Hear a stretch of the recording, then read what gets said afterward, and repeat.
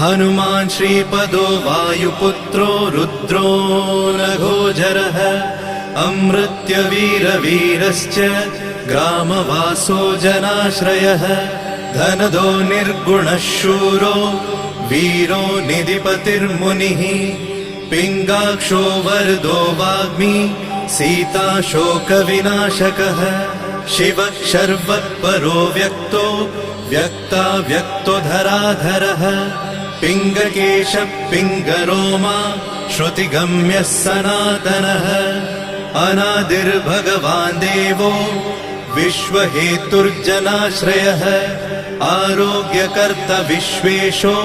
विश्वनाथो हरीश्वरः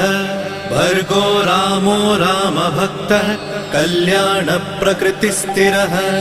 विश्वम्भरो विश्वमूर्तिर्विश्वाकारश्च विश्वपः।